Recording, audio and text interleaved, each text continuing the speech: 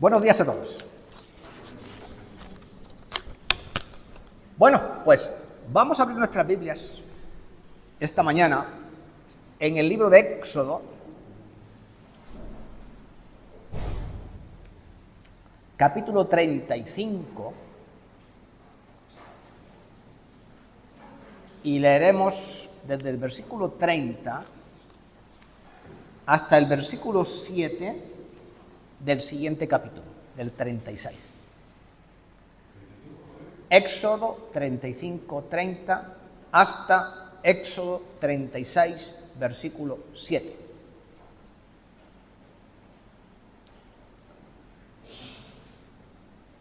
Y lo que vamos a ver ahí es, en ese texto, ya lo estáis viendo, es la construcción del tabernáculo.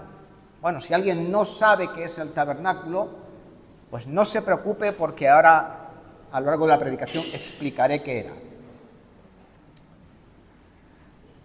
Y dice así la palabra del Señor, ¿no? Y dijo Moisés a los hijos de Israel: mirad, Jehová ha nombrado a Bezaleel, hijo de Uri, hijo de Ur, de la tribu de Judá, y lo ha llenado del Espíritu de Dios en sabiduría, en inteligencia, en ciencia y en todo arte, para proyectar diseños, para trabajar en oro, en plata y en bronce, y en la talla de piedras de engaste, y en obras de madera, para trabajar toda labor ingeniosa. Y ha puesto en su corazón el que le pueda enseñar, así él como Aholiab, hijo de Ahisamac, de la tribu de Dan. Y los ha llenado de sabiduría de corazón, para que hagan toda obra de arte y de invención y de bordado en azul, en púrpura y en carmesí, en lino fino y en telar, para que hagan toda labor e inventen todo diseño. Capítulo 36. Así pues, Bezaleel y Aholiab y todo hombre sabio de corazón, a quien Jehová dio sabiduría e inteligencia para hacer toda la obra del servicio del santuario, harán todas las cosas que ha mandado Jehová. Y Moisés llamó a Bezaleel y a Aholiab y a todo varón sabio de corazón, en cuyo corazón había puesto Jehová sabiduría. Todo hombre a quien Jehová le movió a venir a la obra para trabajar en ella. Y tomaron delante de Jehová toda la ofrenda de los hijos de Israel que habían traído para la obra del servicio del santuario a fin de hacerla. Y ellos seguían trayendo ofrenda voluntaria cada mañana. Tanto que vinieron todos los maestros que hacían toda la obra del santuario, cada uno de la obra que hacía, y hablaron a Moisés diciendo: el pueblo trae mucho más de lo que se necesita para la obra que Jehová ha mandado que se haga. Entonces Moisés mandó pregonar por el campamento diciendo: ningún hombre ni mujer haga más para la ofrenda del santuario. Así se le impidió al pueblo ofrecer más, pues tenían material abundante para hacer toda la obra y sobraba. Muy bien, hermanos. Esta predicación, a mi modo de ver, va a enlazar con la predicación del domingo pasado. Así que os pido un esfuerzo de memoria. Estuvimos hablando de Josué capítulo 1, versículos del 1 al 9, si recordáis, y estábamos hablando del futuro. Porque, como os decía, el pueblo de Israel tenía la tierra prometida, su futuro, delante de sus propias narices.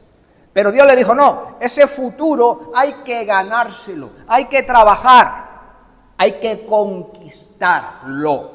Había que conquistar literalmente la tierra, ¿verdad? ¿Recordáis todo eso? Pues bien, como he dicho, esta predicación va a enlazar con esa, porque precisamente habla de nuestro trabajo, que es lo que Dios espera que nosotros hagamos. Y algunas personas, hermanos, pasan por el mundo, ¿sabéis? Y hacen cosas que hacen que su recuerdo perdure aún después de muertos. Voy a poner algunos ejemplos. Algunos son recordados por su valentía y heroicidad. Y voy a recordar a alguien que está en el escudo de Melilla. ¿Sabéis quién es ese señor que aparece en la torre, en lo alto de la torre del escudo, con un casco y un puñal en la mano? Guzmán, efectivamente. Ese es Guzmán el Bueno. ¿Sabéis lo que este hombre defendió la ciudad de Tarifa frente a la invasión musulmana? Y cuando los musulmanes tenían allá a su hijo diciendo, os rindan la ciudad o le matamos, y él le dijo, ahí va tu puñal, el mío, matadle con él, pero no voy a rendir la ciudad. Se hace falta valor, ¿verdad?, para hacer algo como eso. Otros, por el contrario, son recordados por su inteligencia. ¿Quién no ha oído hablar de Albert Einstein? Un hombre sobresaliente donde los haya. Y si nos vamos atrás en la historia, ¿quién no ha oído hablar de Galileo Galilei? Este hombre dijo, no, la Tierra no es el centro del mundo. El Sol es el que gira. No, perdón, la Tierra es la que gira alrededor del Sol. Casi que le matan por esto, ¿no? Entonces son gente, ¿no?, que dejaron huella en sus respectivas generaciones. Y también hay gente que ha contribuido a la humanidad. Vamos a pensar en alguno. Cada vez que encendemos las luces, tendríamos que recordarnos de quién, de Thomas Alva Edison, que fue el inventor de la bombilla, que tanto ha alumbrado, nunca mejor dicho, a la humanidad. O cada vez que coges, no tanto el móvil, porque el móvil es una cosa mucho más reciente, pero se basa en otro invento, que es el teléfono, cuando los teléfonos eran fijos. ¿Quién inventó esto? Alexander Graham Bell. Y luego hay otros señores, como Pasteur. Cada vez que te bebes un vaso de leche, está pasteurizada, y muchos alimentos están pasteurizados, porque él descubrió, ¿no?, entre otras cosas, que sometiendo los alimentos a un choque térmico destruían las bacterias. Esto libró de muchísimas enfermedades. Muchísima gente tenía fiebre malta. ¿Sabéis por qué? Porque Brucella melitensis vive en la leche de las vacas. Y simplemente haciendo esto se acaba con ese problema. Y también, por recordarle a alguien español, ¿quién no sabe quién es Santiago Ramón y Cajal? Descubrió cómo se estructura el sistema nervioso en neuronas que son independientes entre sí. Y descubrió una cosa sumamente importante llamada sinapsis nerviosa. No voy a explicar qué es. Pero eso dio lugar a otras muchas cosas y otros muchos medicamentos que la gente toma, que si no hubiese descubierto esto, no sería posible. ¿O quién no conoce a Severo Ochoa, que también fue premio Nobel? ¿Verdad? Porque empezó a hablar de la estructura del ADN. Así que estos son recordados por sus inventos, por su labor para combatir las enfermedades. También hay quien es recordado por sus malas acciones. Adolf Hitler, Joseph Stalin, si van a pasar a la historia, bueno, si han pasado a la historia, es por su crueldad. Pero en nuestro pasaje, fijaros bien, nos presenta un hombre que aún hoy día es recordado. Y se le recuerda porque su vida marcó una diferencia para millones, porque de Egipto salieron millón y medio de personas de su generación, pero como pronto vamos a ver, no solo de su generación, sino de generaciones futuras, fueron bendecidas por lo que este hombre hizo. Así que hoy vamos a conocer a Bezaleel, porque le seguimos recordando, porque él honró con su vida, hermanos, todos los dones que Dios le dio. Y eso hizo posible la adoración comunitaria del pueblo de Israel, al diseñar y construir el tabernáculo de reunión. Así que lo que Bezaleel ya nos enseña es que todos nosotros que estamos aquí, ahora lo mencionaré, hemos recibido también dones del Espíritu Santo como él. Y todos los que estamos aquí también podemos marcar una diferencia en esta generación que nos ha tocado vivir. Y lo que también Bezaleel nos enseña es que lo que nosotros hagamos para servir a Dios, ¿entendéis?, será un legado que vamos a dejar. Y aun después de morir, vamos a ser recordados por estas cosas. Bien, vamos a ir al versículo 30. Ahí dice: y dijo Moisés a los hijos de Israel, mirad, Jehová ha nombrado a Bezaleel, hijo de Uri, hijo de Ur, de la tribu de Judá. Y esta palabra nombrado, en hebreo karaj, transmite la idea de que es alguien a quien Dios conoce y le elige. ¿Por qué eligió Dios a este hombre? Bueno, es una pregunta difícil de responder. Yo no tengo ninguna respuesta. Pero por lo que este verbo está diciendo, debería ser un hombre que tenía un corazón para Dios. Y lo que sí que él tenía, hermano, detrás de sí, es un gran legado. Hablaremos después de eso. Así que Dios le llamó a una gran tarea. Y hermano, Dios honró a este hombre, lo mismo que honró a María, para traer a la vida, ¿no?, a nuestro Salvador, al Señor Jesucristo. Pues a él lo eligió para hacer algo fundamental, construir el tabernáculo. Y en el versículo 1 del capítulo 36 dice que Bezaleel y Aholiab, a quien Dios dio sabiduría e inteligencia para hacer toda la obra del servicio del santuario. Por lo tanto, Dios lo había destinado para la construcción del mismo. Para quien no lo sepa, ¿qué era el santuario? ¿Qué era el tabernáculo de reunión? Muy simple. Era un templo de campaña, un templo portátil, una iglesia portátil, diríamos hoy día. ¿Qué pasa? Como estaban en el desierto e iban peregrinando, no podían construir un edificio de ladrillo, porque a ver cómo trasladas un edificio de ladrillo.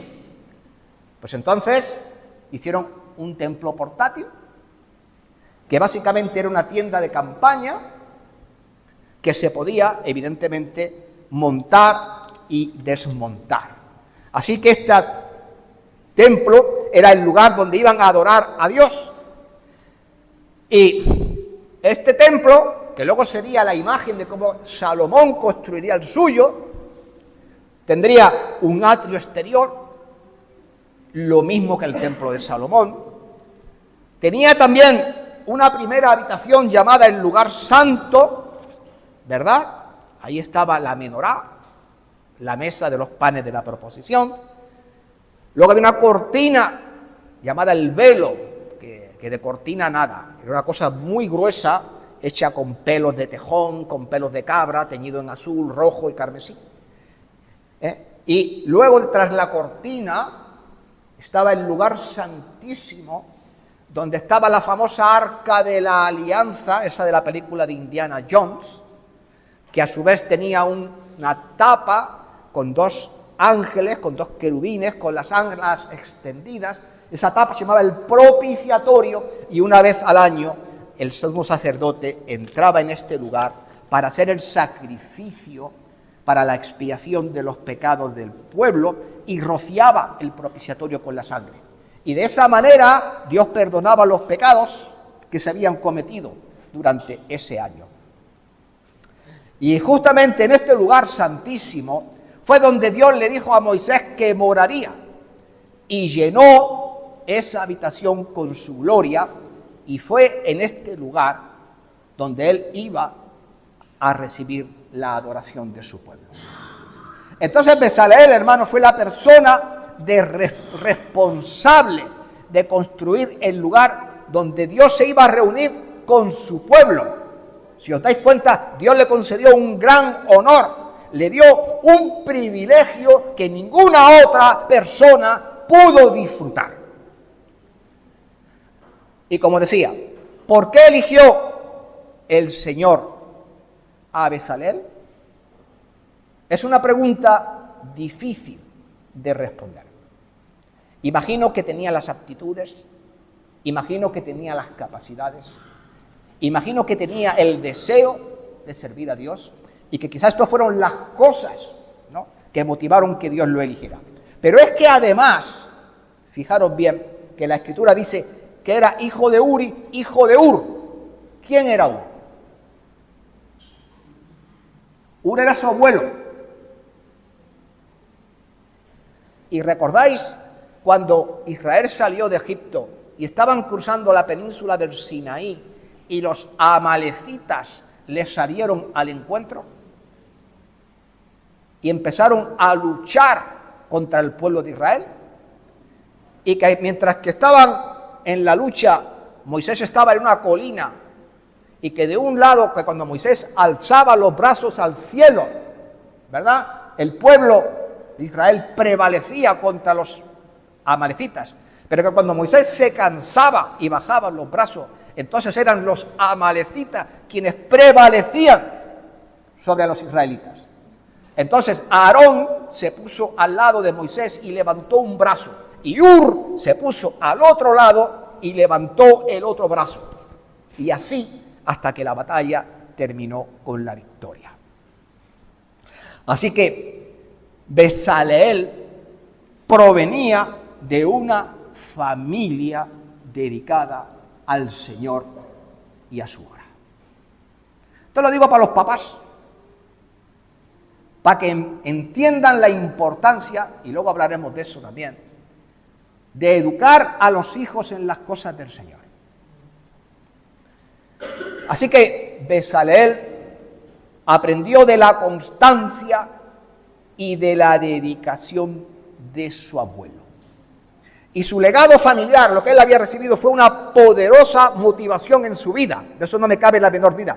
Pues bien, hermanos, al igual que Bezaleel, Dios nos ha llamado aquí a todos nosotros, sus hijos, para cumplir una tarea especial en este mundo. Es verdad que ninguno de nosotros va a ser llamado para construir un templo ni un tabernáculo, porque esa obra Dios ya la hizo por nosotros. Cuando Jesús murió en la cruz, resucitó, ascendió al cielo y envió al Espíritu Santo para morar en todos y cada uno de sus hijos. Por eso Pablo escribió: ¿no sabéis que sois templo de Dios y que el Espíritu de Dios mora en vosotros? Por eso no necesitamos un tabernáculo, ni en esta iglesia tiene un lugar santo, ni un lugar santísimo, simplemente un lugar de reunión y nada más. Está claro que nunca vamos a hacer lo que hizo Bezaleel, pero sí que es verdad que Dios quiere que usemos cada uno de los dones que Dios nos ha dado para su gloria. Y sí que es verdad que Dios quiere usar desde aquellos hermanos que son muy conocidos, como el pastor, ¿no?, que quizás que siempre está aquí al frente, todo el mundo le conoce, pero también entre vosotros hay hermanos ahí desconocidos. ¿Qué pasa? ¿Que Dios no quiere usar a los desconocidos? Pues no, también quieren usarles para servirle. Porque si estamos aquí, ¿sabéis para qué es, no? Para servir a Dios. Y por ejemplo, Dios necesitaba a un hombre como Moisés para guiar al pueblo. Dios necesitaba a un hombre como Josué, que era un militar, ¿para qué? Para ganar las batallas. Y Dios necesitaba a hombres como Bezaleel para construir el tabernáculo. Y Dios nos necesita a nosotros hoy día, exactamente igual, para trabajar en la extensión de su reino y hacernos cargo de las diferentes tareas que se necesitan para ello. Por eso unos son maestros, unos pastores, ¿verdad? Unos enseñan, otros trabajan, otros sirven, otros presiden, según los dones que Dios nos ha dado.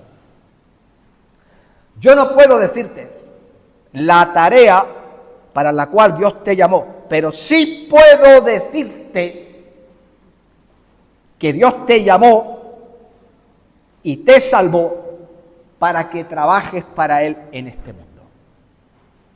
Y esto lo dice la palabra de Dios. Dice, porque hechuras suyas somos, creados en Cristo Jesús para buenas obras, las cuales Dios preparó de antemano para que anduviésemos en ellas.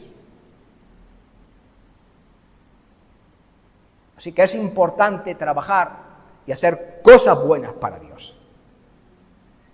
Y esas obras buenas, hermanos, que Dios espera que nosotros hagamos, no solamente son por servirle, también son un testimonio. No nos salvan, pero sirven para hablar con más potencia que nuestras palabras. Para habladores y palabras vanas, la de nuestros políticos, por ejemplo.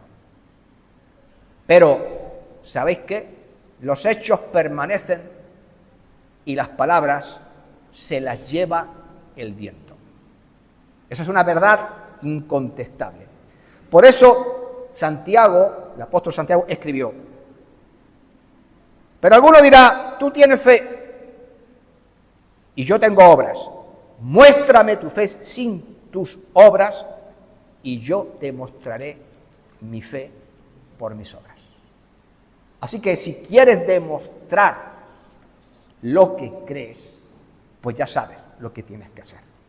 Y además porque en 1 Corintios 3:9 el apóstol Pablo nos escribe diciéndonos así, porque somos colaboradores de Dios. ¿Sabéis lo que significa la palabra colaborador? Viene de laborar, laborar es trabajar, colaborar es trabajar con. Nosotros estamos aquí para trabajar con Dios. Esa es la verdad. Y si alguien quiere creer otra cosa, se engaña. Y dice, y vosotros sois labranza de Dios y edificio de Dios. Puede que muchos aquí, o algunos por lo menos, lo mismo que Bezaleel, tienen un legado y una herencia familiar cristiana en su vida. Pues también os digo que este es vuestro momento. Servid al Señor con todo vuestro corazón y transmite la herencia que has recibido a las generaciones venideras. Pero también hay otros, la mayoría, que no la tienen. Pero igualmente, ¿qué te impide servir al Señor de tal manera que marques la diferencia y construyas un legado para los que te sucedan? Pues Dios nos ha dado un gran privilegio y nos ha elegido para servirles, hermanos, en este mundo y en esta generación que nos ha tocado vivir. Y lo mismo que Bezaleel, honremos su llamado en nuestras vidas y sirvámosle mientras vivamos aquí. Agradezcamos a Dios que nos haya elegido para servirle en un tiempo como este que nadie ignora que es un tiempo difícil. Pero si estamos aquí en medio de la oscuridad de este mundo, ¿sabéis para qué es? Pues lo dijo el Señor Jesucristo. Porque así alumbre vuestra luz delante de los hombres, para que sean vuestras buenas obras y glorifiquen a nuestro Padre que está en los cielos. Y si Bezaleel, hermanos, iba a realizar la obra que Dios le había encomendado, necesitaba, porque no era una tarea pequeña, ayuda divina. Y entonces Dios le proporcionó todas las herramientas necesarias para la tarea que le había encomendado. Vamos a leer los versículos 31 al 35, y ahí se dice: y lo ha llenado del Espíritu de Dios en sabiduría, en inteligencia, en ciencia y en todo arte, para proyectar diseños, para trabajar en oro, en plata y en bronce, y en la talla de piedra de engaste, y en obra de madera, y para hacer toda labor ingeniosa. Y ha puesto en su corazón el que pueda enseñar, así él como Aholiab, hijo de Ahisamac, de la tribu de Dan. Y los ha llenado de sabiduría de corazón para que hagan toda esta obra de arte y de invención y de bordado azul, en púrpura, en carmesí, en lino fino y en telar, para que hagan toda labor e inventen todo diseño. Esto es algo que, por lo visto, Bezaleel nunca había hecho. Se desprende de lo que acabamos de leer. Y entonces, al ponerse a trabajar, descubrió que podía diseñar, podía construir, podía hacer las basas. ¿Sabéis que fundir metal no es fácil? Y hacer los moldes y todas estas cosas. Pues todo esto Dios se lo puso. ¿Para qué? Para completar la construcción del santuario donde Dios habitaría. Y como era una gran tarea, esto no era una cosa pequeña, le dio un ayudante. Y ese ayudante era Aholiab. Y si avanzamos un poco y nos vamos al capítulo 38 y al versículo 23, de Aholiab se dice: y con él estaba Aholiab, hijo de Ahisamac, de la tribu de Dan. Fijaros lo que dice de él: artífice, diseñador y recamador en azul, púrpura, carmesí y lino fino. ¿Qué es un artífice? Un artesano. Este hombre ya sabía, era su oficio. Y dice también que era recamador. Esta palabra seguro que no le suena a casi nadie. ¿Qué es un recamador? ¿El que hace camas? Bordador. El que borda no de cualquier manera. ¿Habéis visto los mantos de Semana Santa? De las procesiones. Hacen relieve, ¿no? Con el oro, ¿no? Y hace como que las... Vale. Eso es el recamador. El que sabe bordar con esta técnica, para hacer que el bordado cobre relieve sobre la tela. Entonces Dios le puso a este hombre ya para que le ayudase en todo esto. Entonces, te repito, yo no sé qué tarea Dios te ha asignado, pero sí sé que como a Bezaleel, Dios te ha dado todas las herramientas para llevarla a cabo. Cada hijo de Dios ha recibido dones para servirle. Y cuando fuiste salvo, el Espíritu Santo vino a morar en tu corazón. Y como hemos leído, eres templo de Dios. Y cuando Él vino consigo, trajo todos los dones y todas las herramientas para realizar la obra que Dios te ha asignado.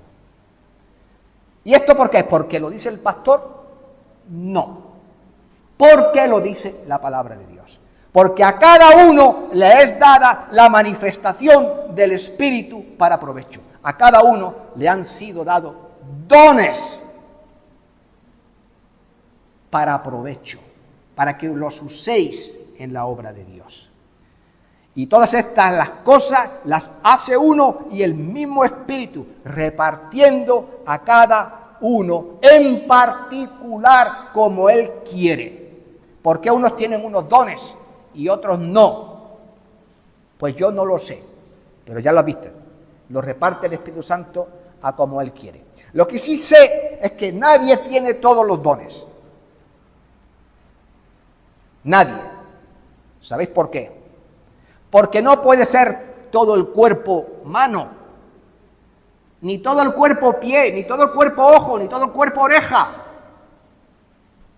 Necesitamos pies, manos, orejas, ojos, nariz. Que cada uno haga su aportación. ¿Entendéis? Por eso nadie tiene todos los dones, para que todos dependamos de todos. El Señor no solo nos ha dotado para servirle de maneras especiales y únicas, pero también, hermanos, nos ha dado el carácter de Cristo. Porque cuando vino el Espíritu Santo nos dio, dice la palabra de Dios, en singular, el fruto del Espíritu. Y estos frutos del Espíritu está en Gálatas 5, 22, 23, y son amor, gozo, paz, paciencia, benignidad, bondad, fe, mansedumbre y templanza. Estas cosas especiales nos dan la capacidad no solo de servir a Dios, no solo de servir a Cristo, de vivir como Cristo vivió.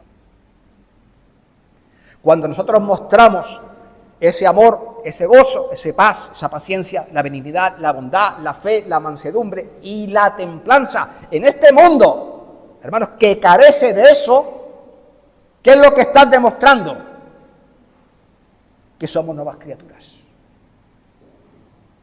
Y que Cristo cambió completamente nuestra vida.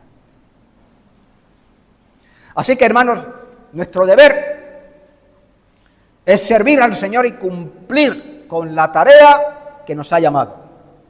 Y no debemos temer a realizar esa tarea porque tenemos que saber que Dios nos ha capacitado a todos y cada uno de nosotros para lo que hemos de hacer. Claro, el primer paso es saber cuál es la voluntad del Señor para tu vida. El primer paso es saber qué es lo que Dios quiere que haga. Para descubrirlo, solo necesitas hacer una cosa: preguntarle. ¿Le has preguntado alguna vez a Dios, Señor, qué es lo que quieres que yo haga? Muéstramelo. Muéstramelo. El Señor Jesús lo dijo, y lo dijo de esta manera.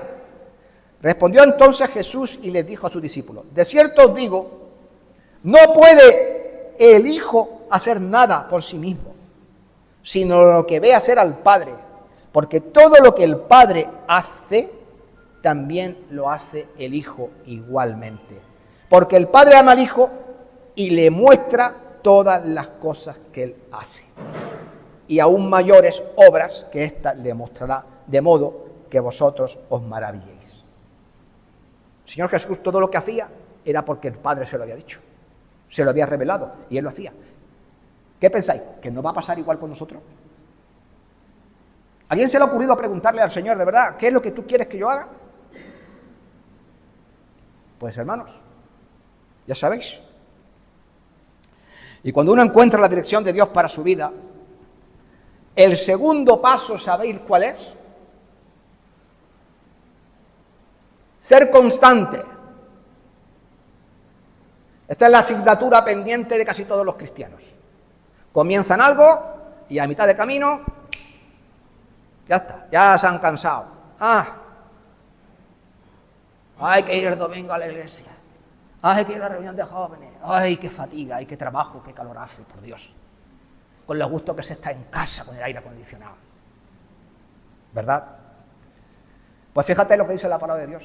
Y todo lo que hagáis, hacedlo de corazón, como para el Señor, y no para los hombres, sabiendo que del Señor recibiréis la recompensa de la herencia, porque a Cristo el Señor servís. Así que Dios no solo nos llama y Dios nos capacita, hermanos, si hacemos estas cosas es porque realmente amamos a Dios como debemos. Y si no las hacemos, ¿sabéis por qué? Pues porque no amamos a Dios como debemos. Tan simple como eso. Y también lo que debes de saber, porque lo acabamos de leer, es que Dios bendice el trabajo que estés haciendo. Sea pequeño e insignificante, o sea muy grande y muy significativo. Así que, hermano, manos a la obra, porque tenemos todo lo necesario para empezar a trabajar. El resto del pasaje nos dice que la obra del tabernáculo progresó. Bezaleel y sus trabajadores estaban haciendo la obra y el pueblo, como hemos leído, también contribuyó. Y de hecho, dieron tanto que, como hemos leído, hubo de decirle, no traigan ustedes más, porque es que ya sobra de todo, no es necesario. Oye, qué bendición sería para la iglesia que esto pasara también. Que tuviésemos la misma generosidad, ¿no?, a la hora de darle al Señor. Entonces, Bezaleel, sus obreros, trabajaron, el pueblo dio, el tabernáculo fue construido. Dios fue honrado, fijaros bien, y se preparó el lugar para su adoración. Y Dios estuvo satisfecho viendo la actitud de Bezaleel, de la gente que trabajaba allí, de la gente que ofrendaba. Y dice el versículo 34, una nube cubrió el tabernáculo de reunión y la gloria de Jehová llenó el tabernáculo. Si todos hiciéramos lo mismo, la gloria de Dios llenaría este templo. No me cabe la menor duda. Todo esto fue posible, ¿sabéis por qué? Porque Bezaleel obedeció a Dios. Todo esto fue posible porque usó sus dones, sus talentos y todas las oportunidades que Dios le había dado. Y porque él obedeció al Señor y sirvió al Señor como él quería, su obra, esto es importante también, perduró después de él. El tabernáculo duró todos los años que Israel estuvo vagando por el desierto. ¿Cuántos fueron? 40.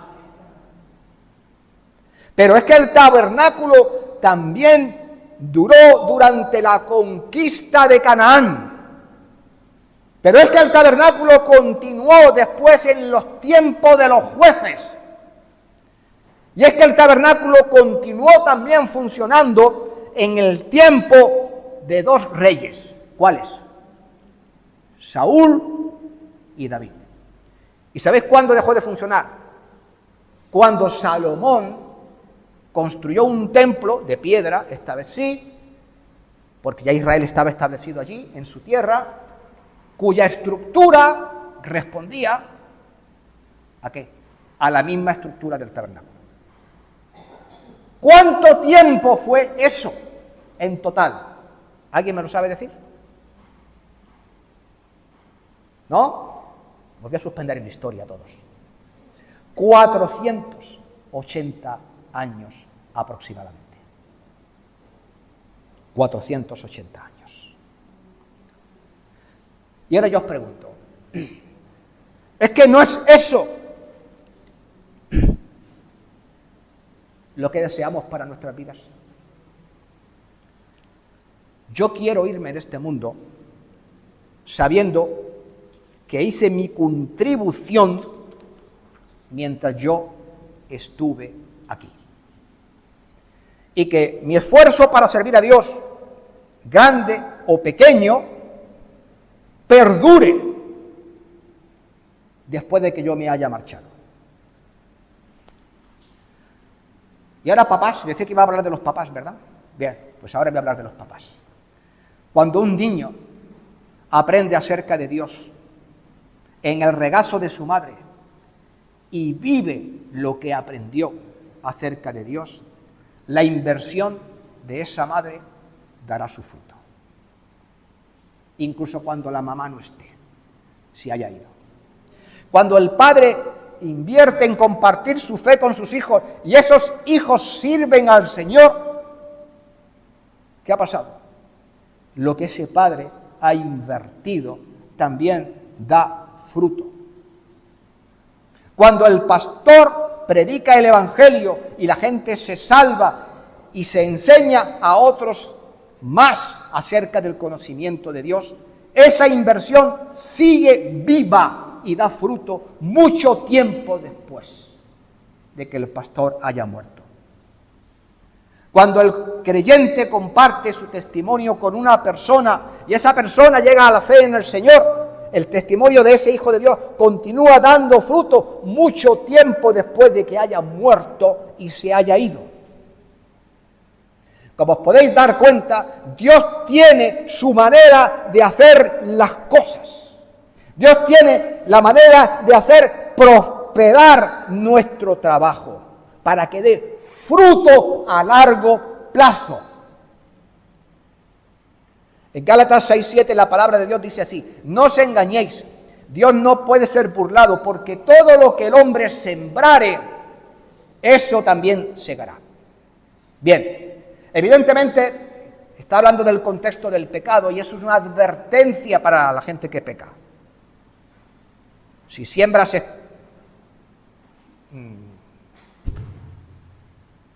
para el pecado, no esperes recoger bendiciones en tu vida. Espera recoger abrojos y espinos, ¿no? Pero sigue avanzando y sigue leyendo en Gálatas y dice: mas el que siembra para el Espíritu, dice el versículo siguiente, del Espíritu segará vida eterna. Así que cuando uno siembra un grano de maíz y este grano de maíz germina, crece y da fruto, el sembrador siempre recoge lo que siembra. Si siembra maíz, obtiene maíz y no patatas. Lo sabéis, ¿no? Todo el que haya tenido tierra y haya trabajado tierra, no espere sembrar melones y recoger sandías. Recogerá melones, evidentemente. Pero hay una cosa importante. Uno siembra una semilla de maíz. Y yo que sembraba maíz en el cortijo de mi padre, sale una planta. Y la planta viene a tener 2 a 3 mazorcas, aproximadamente. ¿Qué es lo que ocurre? Un grano ha dado cientos de granos. Por eso la palabra de Dios nos dice: no nos cansemos de hacer bien, porque a su tiempo segaremos. Si no, desmayamos. ¿Quieres ver fruto? Hay que ser constante. No puedes sembrar la semilla hoy y esperar que ya mañana, va a ser el día siguiente, y ya tienes allí la planta con las mazorcas de maíz. Hay que esperar, hay que esperar. Hay que cuidar la planta, hay que regarla, hay que quitar las hierbas, en fin, hay que hacer todo lo que hay que hacer para que la planta crezca. Los que sembramos aquí, en el nombre del Señor, sabemos que estas cosas darán fruto mucho tiempo después, incluso de nuestra partida. Y como hemos leído, hermanos, esto recibiremos en el cielo nuestra recompensa. Por tanto, haz todo lo que puedas, mientras puedas, porque también va a llegar un tiempo en el que no podrás. Esto se lo digo a los jóvenes, porque pensáis que vais a ser eternamente jóvenes. Yo pensaba eso, pero mira ya, mira el pelo canoso, mira el dolor por aquí, mira el dolor por allá, ya no puedo presumir de joven, y a poco que me acache me duelen las lumbares, y a poco que ya, los 20 años hace mucho que pasaron. Bueno, por eso os voy a decir algo. Eclesiastés. Acuérdate de tu Creador en los días de tu juventud. Antes que vengan los días malos y lleguen los años en los cuales digas, no tengo en ellos contentamiento. Antes de que se oscurezca el sol, la luna y las estrellas y vuelvan la luna tras la lluvia, cuando temblarán las jambas de tu casa y se encorvarán los hombres fuertes y cesarán las muelas porque han disminuido y se oscurecerán los que miran por la ventana. Siendo por un lenguaje poético, que perderás la vista, que se darán las muelas, que tus piernas ya no te sostendrán, y finalmente dice, y las puertas de afuera se cerrarán por debajo del ruido de la muela, cuando se levantará la voz del ave y todas las hijas del canto serán abatidas. Antes de que la cadena de plata se quiebre y se rompa el cuenco de oro y el cántaro se quiebre junto a la fuente y la rueda sea rota sobre el pozo y vuelvas a la tierra como era y el espíritu vuelva a Dios que lo dio. ¿Qué te está diciendo? Aprovecha tu juventud antes de que envejezcas y mueras. Porque cuando seas viejo, posiblemente aunque quieras trabajar para el Señor ya no podrás. Las limitaciones físicas te lo impedirán. Así que invierte en la obra del Señor. Trabaja y serás recordado. Y si no lo vas a ser recordado por la gente aquí, cosa que me importa 3 pepinos, lo que más me importa es que Dios se acuerde de mí en el cielo. Eso sí. Conclusión. ¿Qué tarea te ha encomendado el Señor? Eso solo lo vas a saber tú. Encuentra su camino para tu vida y síguelo fielmente para su gloria. Dios va a bendecir tus esfuerzos aquí y en el cielo. Y ciertamente no estamos construyendo un tabernáculo, pero sí una vida para el Señor. Y de esa vida para Él, Dios logrará grandes cosas. Cada día que vivimos y cada día que hacemos inversiones eternas, al igual que Bezaleel, trabajamos en un proyecto que es la obra de Dios, hermano, que nos supera y que nos sobrevivirá muchos años después de nuestra muerte. Y cuando te canses de servir, recuerda lo que el Señor dijo. No te hagas tesoros en la tierra, donde la polilla y el orín corrompen, y donde ladrones minan y hurtan. Haceos tesoros en el cielo, donde ni la polilla ni el orín corrompen, y donde los ladrones no minan ni hurtan. Bezaleel, hermanos, hizo posible la adoración de Dios en su época. ¿Quién sabe qué haremos en la nuestra?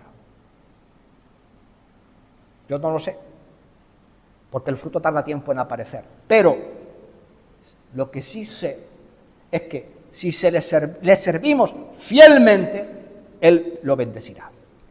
Y que nada de lo que invertimos en el Señor es en vano.